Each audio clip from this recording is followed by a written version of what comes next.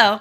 Welcome back to MomFit with Joe Peters, where we help you to win the marathon of motherhood without burnout. I am Joe and I am the host. Welcome to the Spanglish World Network and the Her Network on single TV channels 250 and 251. Please remember to download the Single TV app in the respective iOS and Android app stores. When you are downloading it, make sure that you rate and leave a comment. The app is free. Single TV is also available in Google Chromecast, Amazon Fire, Fire TV, Roku, and Roku Stick in all the smart TVs since 2016.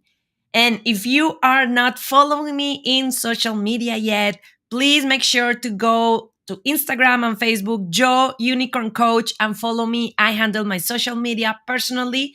So if I don't know the answer, I will find an expert like Susie to come to the show because our mission and this community is help you to win the marathon of motherhood without burnout, allowing you to have it all without doing it all. I am super excited to have Susie with us here from the beautiful Denver. And Susie is going to be talking about a very special topic. And Susie is a travel pro and sabbatical enthusiast. She negotiated a year-long sabbatical to travel the seven continents with her husband and her two kids, mono-long sabbaticals from her former corporate career in management consulting. Sabbaticals gave her the confidence and the clarity to take the entrepreneurial leap to start her travel business in 2016. So she specialized in helping busy professionals through travel for a month or more without quitting their jobs and breaking the bank. She craft done for you customized itineraries covering all the travel arrangements that you need. So she is, especially for you, busy moms, she is the one that you want in your corner to take care of all the details. She is a love guiding you through the entire progress and figuring out how to do it all, take care of your job, house, pets, schools, what to pack, and also do that important part that is traveling the world with our kids, exposing them to new cultures, expose them to see that the world is a lot bigger than we sometimes believe. Susie has been recognized by Condé Nast Traveler magazine as a top travel specialist in the last 3 years. And we are going to be talking today about how we can start mixing all of this together because this is something that traveling with children, and the reality is there is a lot of fear around traveling with children. And the reality is we as mom need that time off, that traveling a lot more when we have children.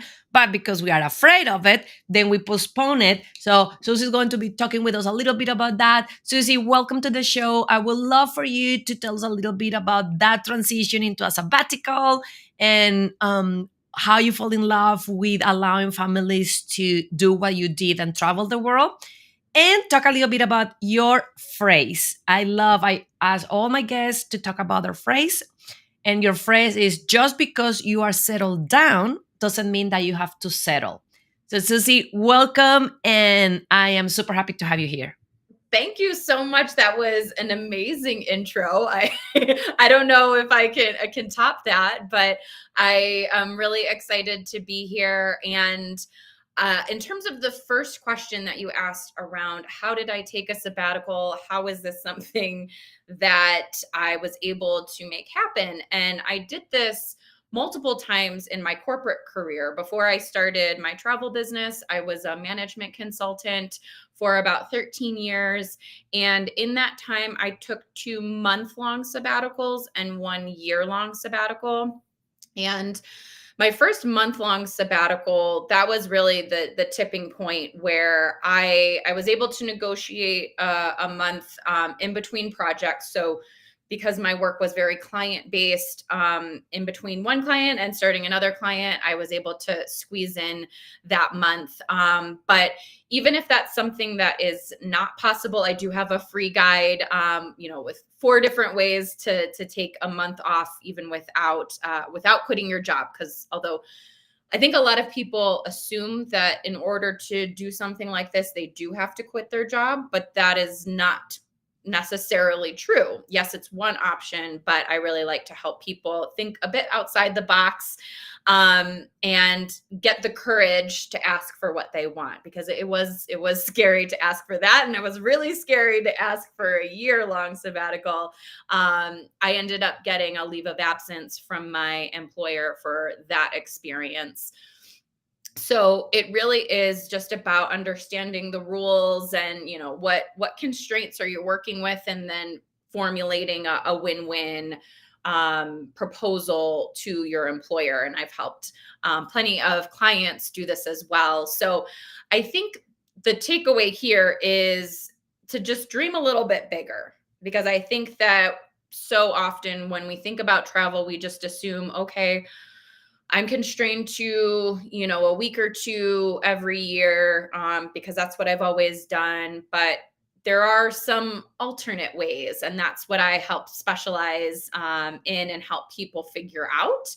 Because a lot of people come to me and they have these big dreams of traveling for, a month or several months, and especially now with the rise of remote work, there's some more opportunities. Again, not every job works in this way, but if you do have the opportunity, there is an option for you to work and then travel at the same time, instead of just working out of your home office and wherever you live.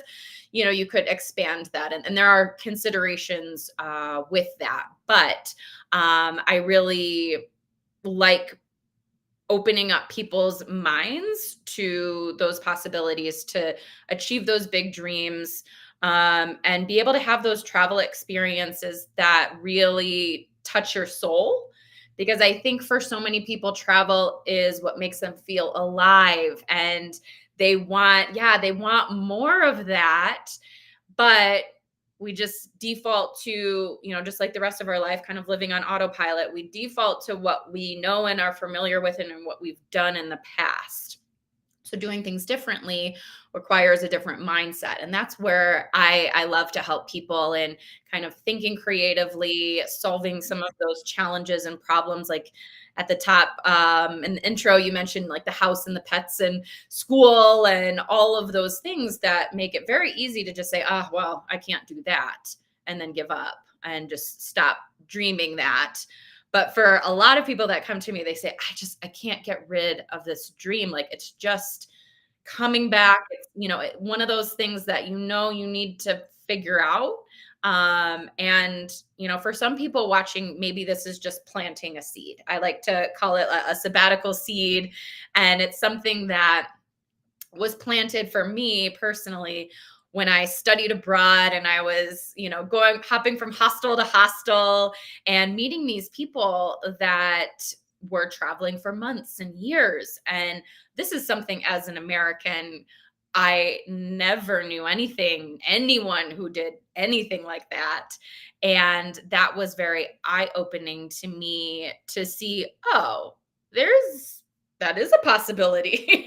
I could do that. And I still didn't think that I would, but it was this sabbatical seed that was kind of living in the back of my brain. And then when I saw an opportunity, it just came straight to the front of my brain and said, you got to do this, especially for the year-long trip. And let me pause there to see, but 'cause I see you nodding. I'd love to hear your Yeah, thoughts. I think that is very important what you said at the beginning on asking for what we want. And that is something that we as moms tend to be even less confident to, because we have all that story in our mind. I already leave early because I need to pick up my kid. I already come late. So we sometimes want that, but we are not confident enough to say, hey, this is what I want to do.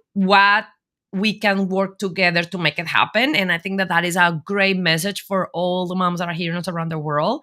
And that is find that confidence to ask for what you want.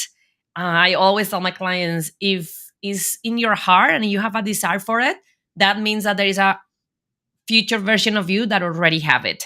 So with that confidence, you are like, it's just about making it happen. It's about Mhm. taking ownership of your life and seeing it. So I love that.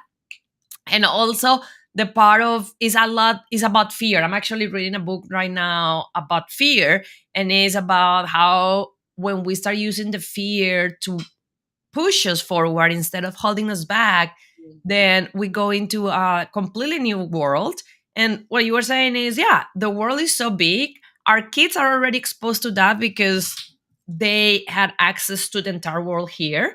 So, what a beautiful tradition, what a beautiful gift that we as parents give this some context, because what they see here is curated.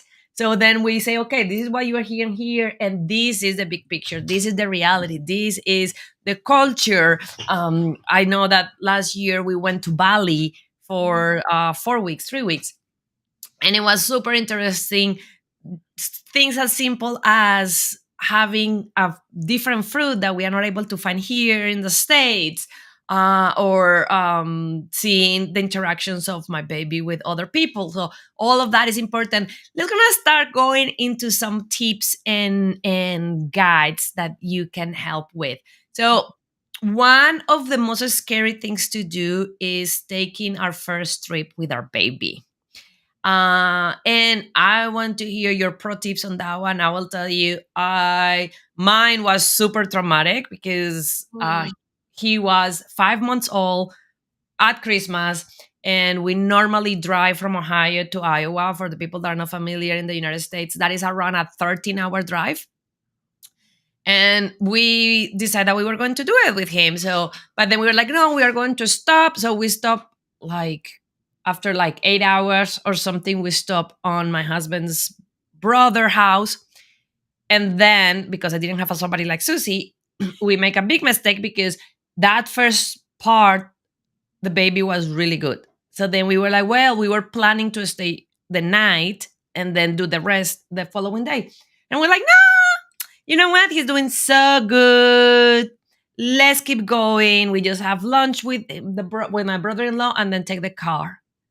And that baby cry and scream nonstop for 5 hours. Oh, oh, I feel for you.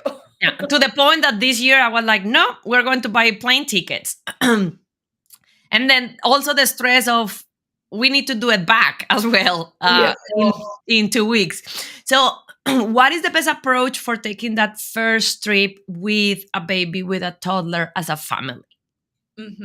So what I recommend is a road trip, but a short road trip. And I think that the biggest challenge is figuring out what on earth do I pack for this little human that needs so much stuff.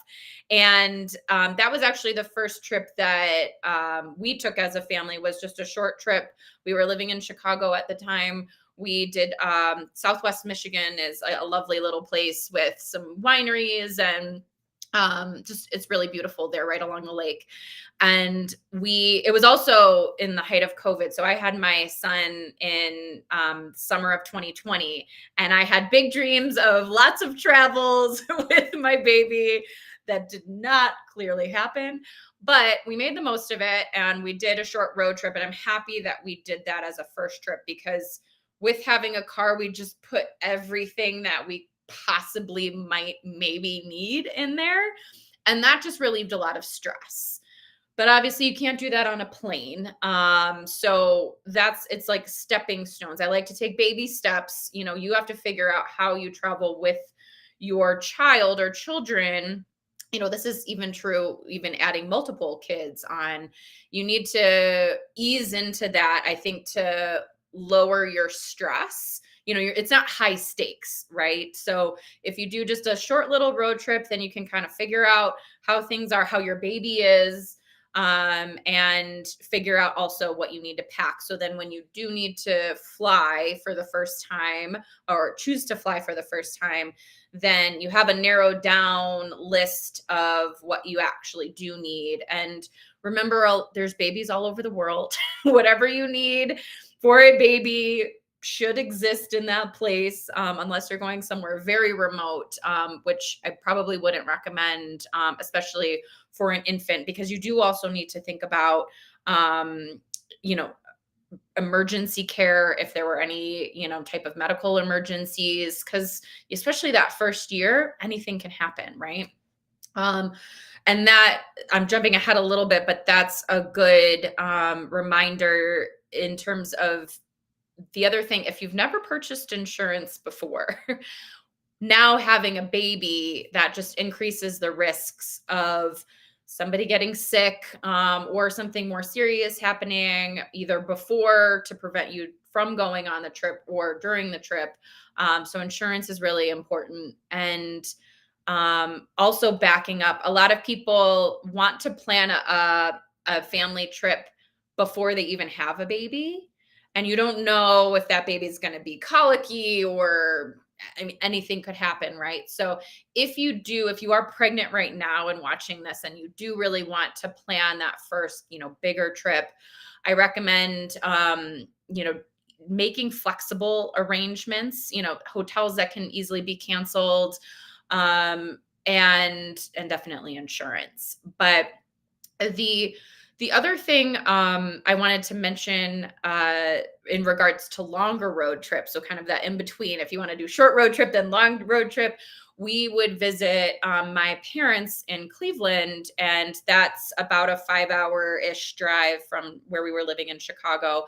We did that drive at night when my son was little. So we would leave at around his normal bedtime, and then he slept. I mean, it it was kind of annoying when we arrived and he wouldn't go back to sleep because he's like, "Oh, I'm at Nanny and Papa's and my grandparents' house, and this is all new." But you know, I think overall, not having a child screaming for 5 hours is definitely a good thing to avoid. But I think when you're thinking about kind of a little bit later on in taking flights, and maybe short flight at first and then a longer flight, so again, baby steps even there. The I would definitely consider flying somewhere that you've been before, again, while the child is young, just because it's less stress, it's less newness, it's less decisions, because you really want to make this as easy on you as possible. And the lower the amount of stress, because the baby, and toddlers certainly can sense stress from the parents. So I think that's where, I mean, and sometimes it's just a baby, is screaming on a plane and there's nothing you can do about it. And it's a terrible experience.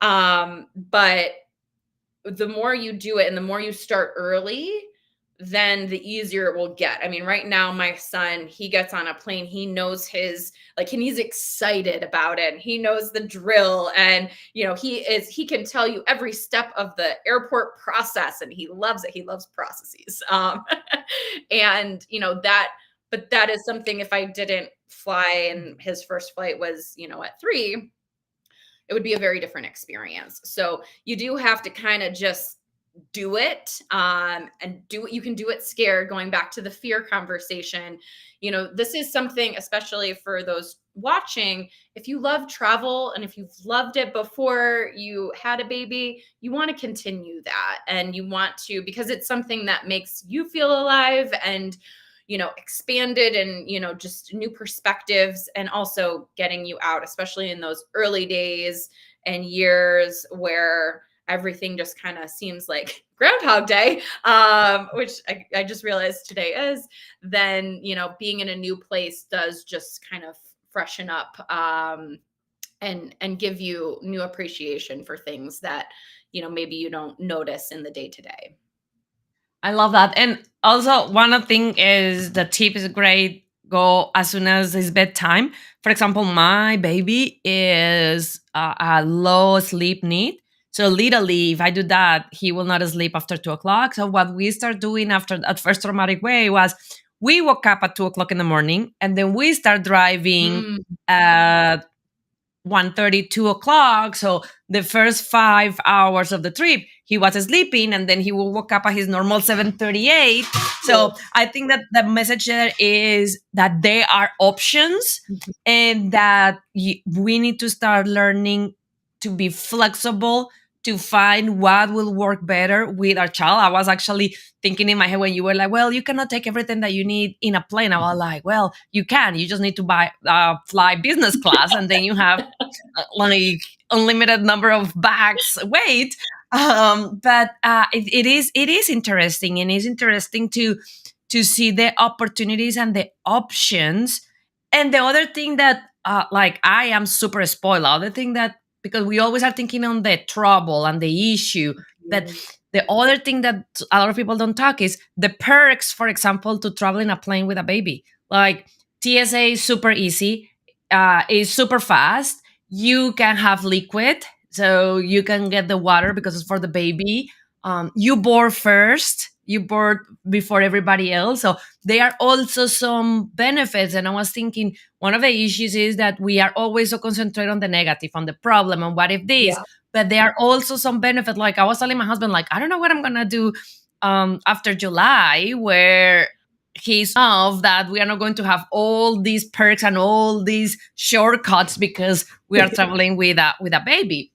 Right. So that is amazing. One of the things that is important for parents is their mindset, and Yes. especially for parents that are being used to it, to travel before, because how you travel as an adult is different than how you travel as a baby, with a baby. So what are some of the tips and the mindset shift that parents need to start considering when they are traveling with their baby, their toddler, or their young child, to make sure that it's as smooth as possible? Because that is Mhm. the other thing. We don't want traveling be a traumatic experience for us as parents, but we don't want it to be a traumatic experience for them too. So if we are traveling and we are yelling all the time, if we are upset all the time, if we are frustrated all the time, if we are stressed all the time, then the kids are going to be like, this is not fun. Like, what do you mean we're going to go on vacation? That is hell. So we need to try to be as smooth and as fun as possible for everybody, us and the little humans. Mhm. Number one tip is slow down. I think that so many people think that making the most of a trip means squeezing as much in, and I've got my week or two, and I'm going to pack as much as possible in there and check so many things off my list, and you just can't do that. Well, you could. I don't recommend it, cuz that will end up with that result that you just described, Joe, of nobody having a good time. So slowing down, you know and remember, especially young kids, they don't need anything as stimulus, especially any you plop a kid down in a new house. um they're going to find so many things that are new and wonderful, and it's about the simplicity, and I think that we need that reminder as adults too. So I think slowing down in your pace of, how many places you go to, but also working flexibility into your schedule. So especially in your first few trips, you don't want to have a whole lot planned. You can have a list of ideas, and maybe a rough idea of when you might want to do that. But again, if you're dealing with potentially jet lag, or just a kid who doesn't sleep well in a new environment, um, you're going to have to make things flow. And the more you can be flexible and lower your expectations on exactly what is going to happen and what you want to happen, everyone will be happier. So I think you don't have to necessarily plan everything around the child, but you do have to recognize that the child is there. And if you are going to some place where there are things that you really want to do that aren't kid friendly, bring, if you're lucky enough, bring grandma and grandpa, or maybe friends, or travel with another family, so you can kind of play around with childcare. And maybe you and your partner are just a solo trip, you can do that thing that you want to do the most. Like, if that is a priority to you, you still matter. Even though you're traveling as a family, everything doesn't have to be centered around, your baby, your toddler, your kids. And that's something that I help clients realize too, because so often the focus is just, how can I keep my kids happy? And it's like, well, you're on this trip too. It's not going to look the same as if this was a solo trip or an adult only trip, but that's okay. Like, there's beauty in seeing places with your kid and experiencing it from their perspective. But there are ways, like inviting other people, or finding experiences that are kid friendly, maybe like a kids club at a resort, for example, where you can kind of have some space to breathe and be yourself and um, get a bit of a vacation. Because I don't know if you've heard the, vacation, it's just parenting in another location. And I mean, it is, especially when the kids are young. But I think that just goes again back to like thinking a little bit more creatively about what this experience works. And that all comes down to the intention and thought before you leave of, what exactly do you want to get out of this? What are your priorities? And what are the things, if you have that kind of conversation, either if it's just with yourself or with your partner, then things will go a lot smoother, because you understand, okay, these are like the things that I really want to do. These are the things I can be a bit more flexible on, and then you can plan accordingly. And that is so true. And I think Jessica is watching us live on TV, and she's saying yes, slow down, less is more. And I think that a lot of that is expectation, especially for us moms as perfectionists. We want it to be perfect. We want it to be memorable. So, like you were saying, we pack so much. And for example, when we went to Bali, one of the beautiful things was we didn't have a specific agenda. Very unlikely for when we were traveling, just the two of us. But when it was the two of us, we had a plan for every day. We're going to see this, we're going to see this. For Bali, we were just like, we are going, and every day is going, we are going to go with the flow.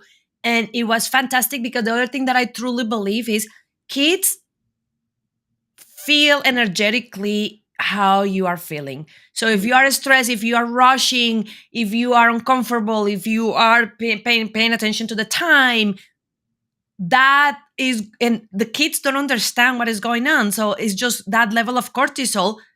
Therefore, they're going to start doing what you don't want them to do. And they're going to start being more whining. They're going to cry more. They're going to have more tantrums, because they are absorbing all that stress and all that chaos that you're having in your mind, trying to make it perfect. And I want to see every 10 things on this trip.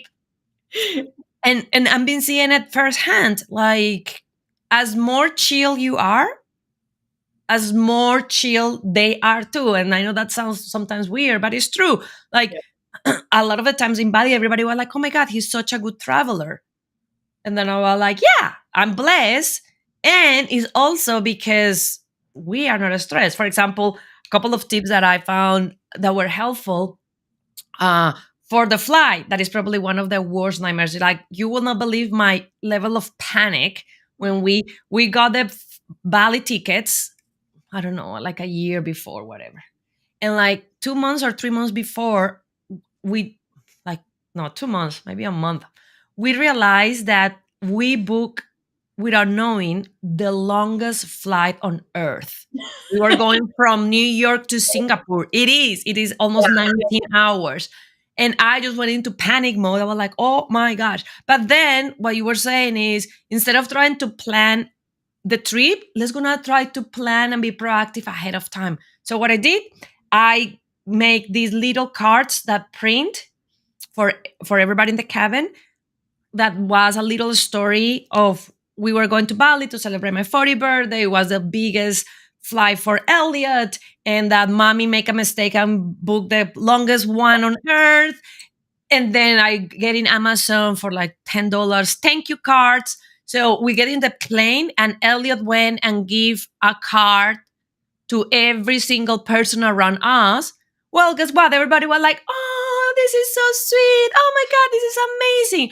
So the entire energy, because that other thing, when you get Yeah. to the plane and then people start rolling their eyes and their energy starts stressing you, and then you start stressing your kid. But with something as simple as that, that cost me, I think that $20 total. Everybody was like, oh, and then Elliot was the one giving them to them. So they were like, oh my God, so cute. The entire thing was great. And even when he was a little cranky, we had a lot of more people willing to help. So there are some things Yeah. that we can do. And when you were saying about the sleeping, and that is why it's important to have somebody like you. Like one of my biggest, my baby sleeps like black, dark with Mm, an sound machine. mhm.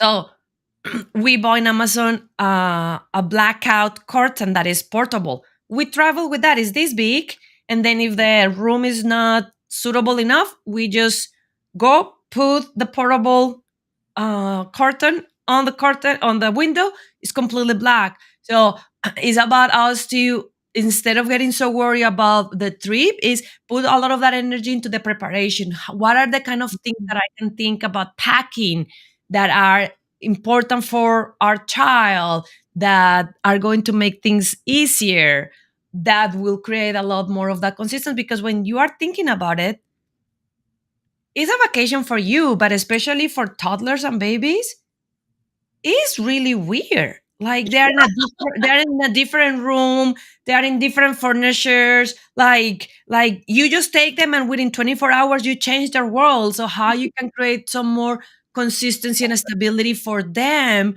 so then, like you were saying, everybody had a good time. Yeah. And I think I wanted to touch, I think having some of those comfort items is key, and just bringing some of that familiarity of home and comfort of home is so important to just helping them understand, you're safe and this is a new environment, but we're here, and here's some of the things that give you comfort. But I wanted to touch a little bit more on intention in how you plan, but also spontaneity, leaving room for spontaneity. Because you mentioned Bali, you didn't have many plans. But if you think about like that experience and probably a lot of your other trips, some of your most like fondest memories are those that happened spontaneously or serendipitously, those things that were not planned, wasn't part of the itinerary, but just little moments.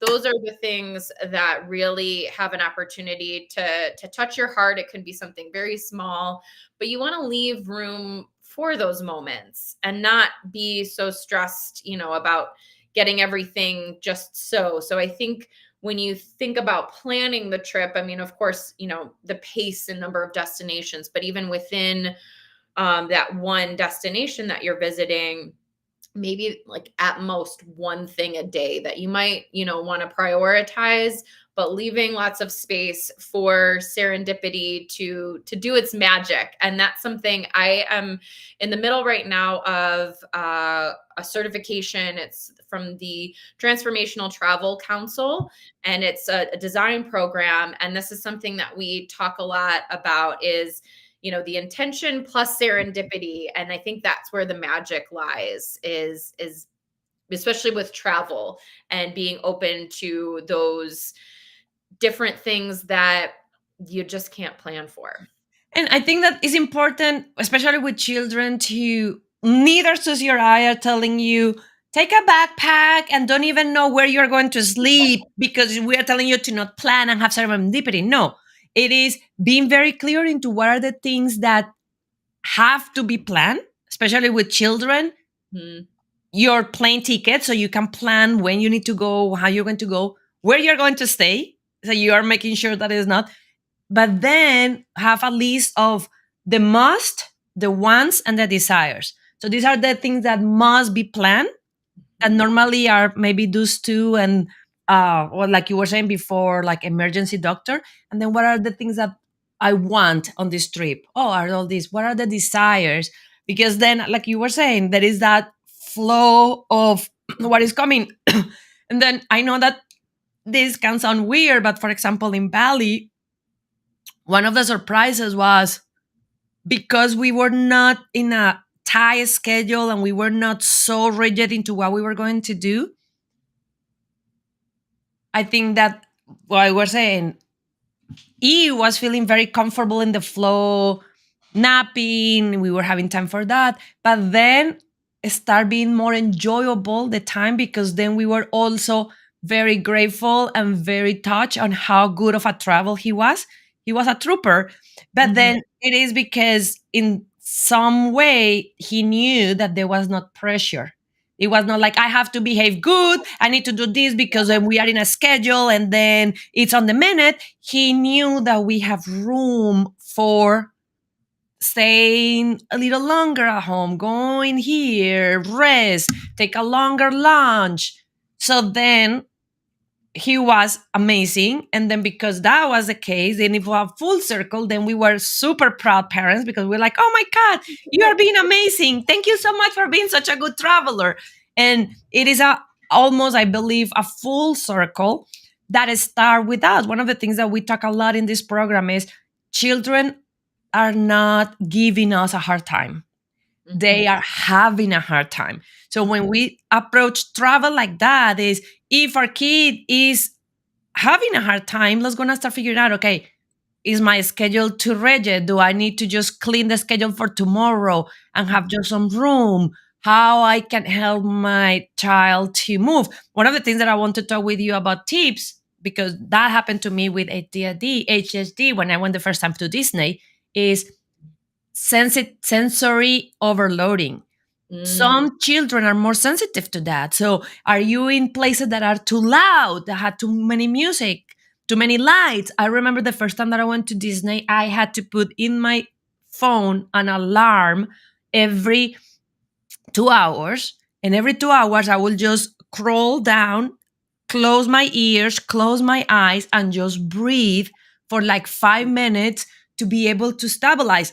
And that was me, as I think that I went to Disney the first time when I was like 24. Like Wow. I was not a child and I was feeling like that. So how we can also prepare as parents with children to, because you don't know what you don't know, right? Like you can have a child that love all the music and all the colors, but you can have a child that is a lot more sensitive to that. So how we can prepare for those cases, and what is your advice as an expert into observing and trying to be preventive and trying to probably make adjustments before things get out of whack?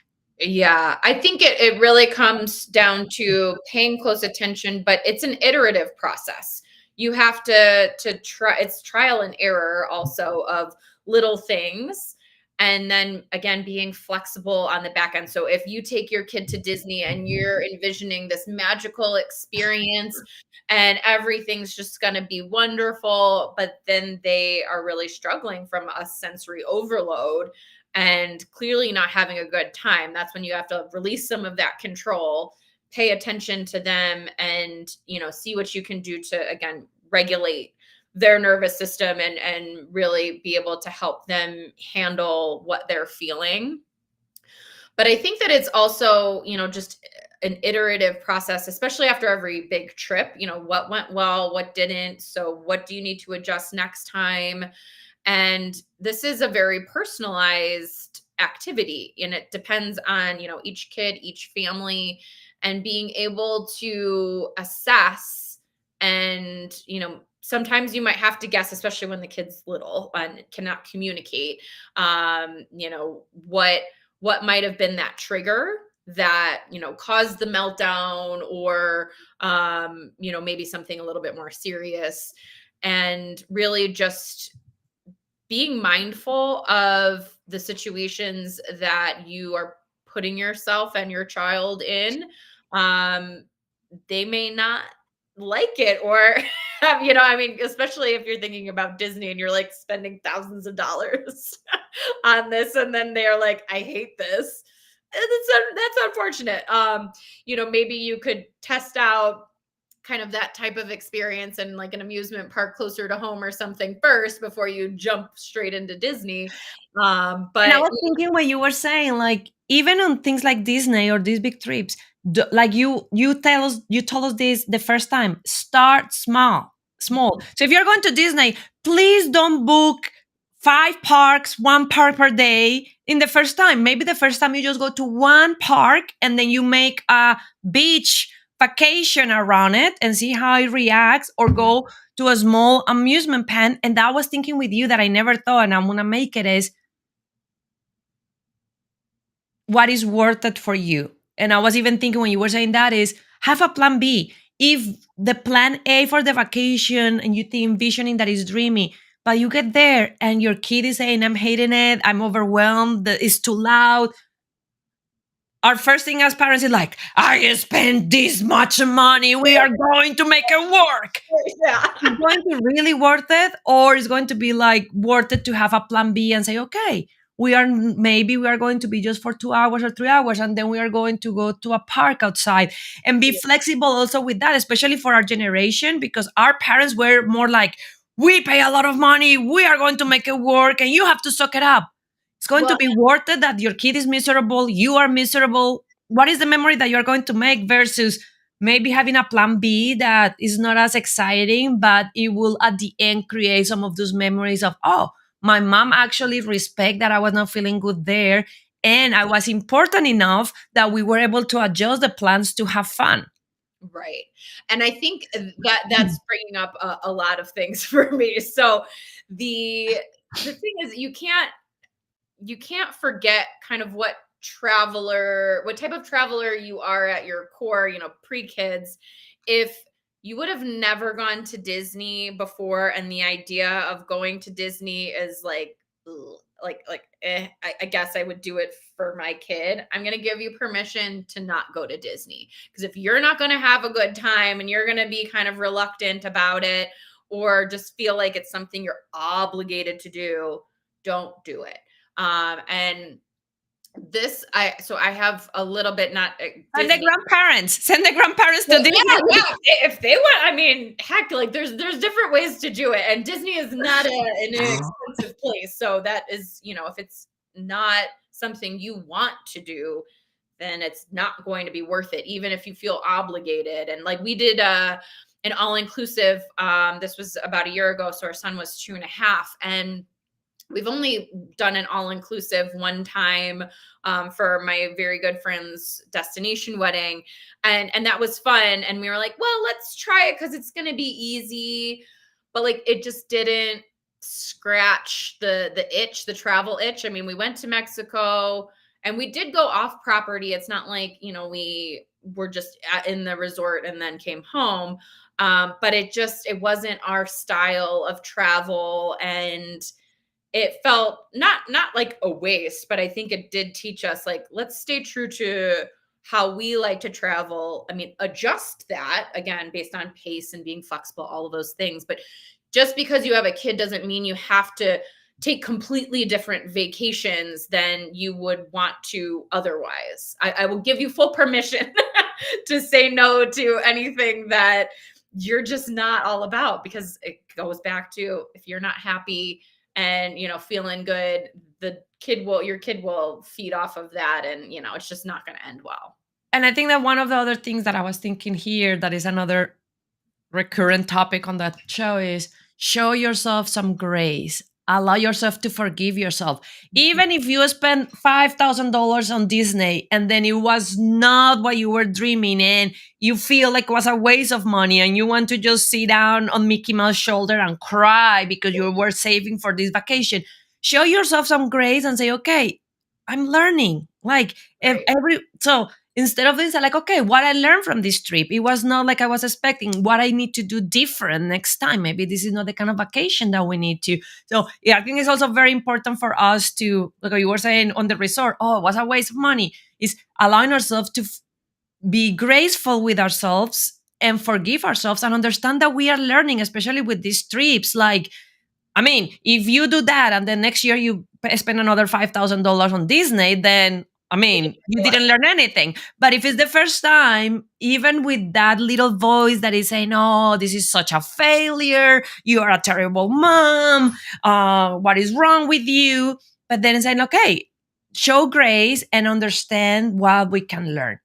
Yeah. I know that we are getting close to the end of the show. I want to touch something before we go that I think is important, and is how we can think in the big picture about the trips that we want to take with our kids, with our family. Because one of the things that we say all the time is we have maybe 10 years where we have full control, and maybe another 6 7 years where we need to negotiate with them. So we have a very limited of time for doing these trips with our family as a family, and how we can use that big picture to do trips, to have strategic plans that excite us to make them happen. Yeah, and I think that that's really important to start thinking about when you have, even babies and toddlers. And although it's hard to think too far in the future in this stage because it is kind of hectic, but it is important to think about, okay, if maybe you do just take one big trip per year, how would you want to plot that out over those like 10 years? Because I think so many people have the misconception, oh, well, I don't want to travel with my kid. They won't remember it until they're this like magical age. And then that magical age comes, and then you realize, oh, I only have maybe like 4 years left before they start getting into high school. And then scheduling becomes a big issue. I've seen this working with a lot of families with teens, and the teens also have a lot of more opinions too, and things that you need to consider. So it's honestly not too early, even if you have an infant, to start thinking about, okay, where are the things on my bucket list and the places I really want to go?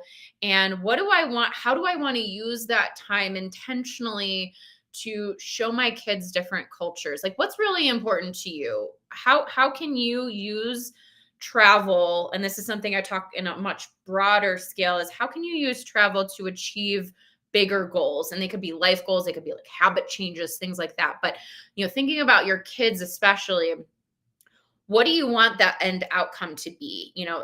For me personally, I want to make sure that I am showing my son different cultures, different perspectives, different ways of life. Also teaching him how to travel, and how to travel in an intentional way, not just not that there's anything wrong with going, taking a beach vacation and coming home. Like, there's a time and a place for that, but I want him to be thoughtful and mindful about the travel decisions that we are making, and he can be aware of that and more as he gets older. But I think we're the parents, we're the leaders, we're the CEOs of our family, and if we want to grow our children up as responsible and open-minded individuals, I think travel is an amazing tool to achieve that goal. But I think that it comes down to being able to show them, based on the activities that you do, trying to do more local immersion, and really going a bit deeper in a place than just ticking things off of the bucket list. Thank you so much, Susie. That was amazing. Before we wrap up, can you share, if we have moms that are now with that bug about, okay, I'm going to do my bucket list, where they can find you, where they can learn more from you, where they can connect with you? I would love to welcome any and all moms, viewers of this show, to join me. Follow me on Instagram. My handle is Carpe Diem Traveler, like seize the day traveler with one L. And you can also find me at Susie Chau on LinkedIn. Um, and my website is Carpe Diem Traveler. And I would love for you to visit that, because I've got a free 2024 travel planner that really helps you kind of think more intentionally. So exactly what I was just talking about. I think that's an amazing way to get started and start thinking bigger picture about how you might want to travel in a meaningful way. Thank you so much, Susie, for being here. Everybody, go to social media, to Instagram, to Facebook, Carpe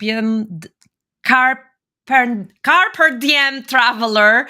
Find Susie, follow her, go to her website and follow that. And also make sure that you are follow me on Instagram, Joe Unicorn Coach. This show can also be heard on the Spanglish Radio Network. Please check out www.spanglishworld.ca for all the news and programming. Spanglish World. Watch it, hear it, read it, download it, and leave it.